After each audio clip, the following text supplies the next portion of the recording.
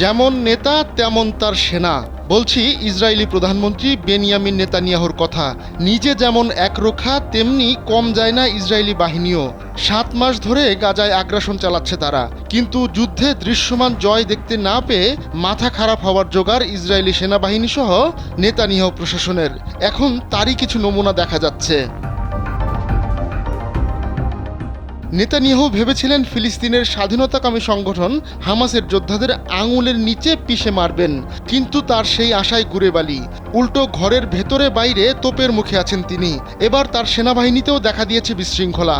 Israeli সেনাবাহিনীর একজন সদস্য দেশটির শীর্ষ কর্মকর্তাদের উদ্দেশ্যে এক ভিডিও বার্তায় অভ্যুত্থানের হুমকি দিয়েছেন।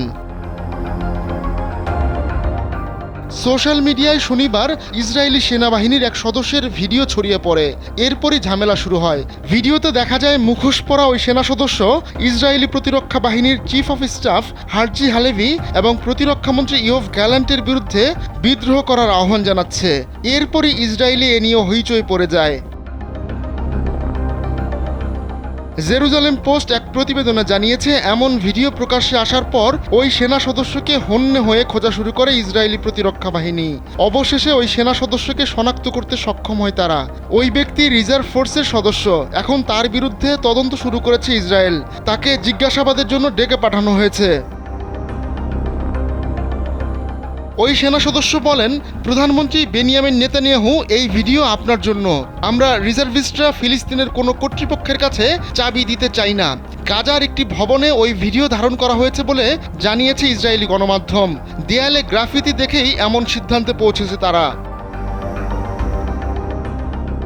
সেনা অভ্যুত্থানের উস্কানি দেওয়া ওই ভিডিও নিজের টেলিগ্রাম অ্যাকাউন্টে শেয়ার করেছেন নেতানিয়াহুর ছেলে ইয়ার নেতানিয়াহু। পরে ওই ভিডিওতে মন্তব্য করেন ইসরায়েলি প্রধানমন্ত্রী। তিনি এ ধরনের যে কোনো কিছুর ব্যাপারে নিজের অনিচ্ছার কথা জানান। তবে নেতানিয়াহু মুখে যাই বলুন না কেন, এ নিয়ে ইসরায়েলে তোলপাড় চলছে। এমন এক সময় এই ভিডিও প্রকাশ্যে এলো যখন আন্তর্জাতিক অঙ্গনে ক্রমেই একা হয়ে পড়ছে ইসরায়েল।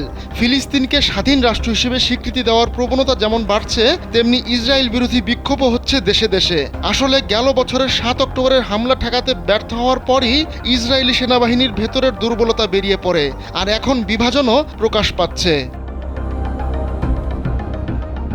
আহমদুল্লাহ শিকদার, কালবেলা ডেস্ক।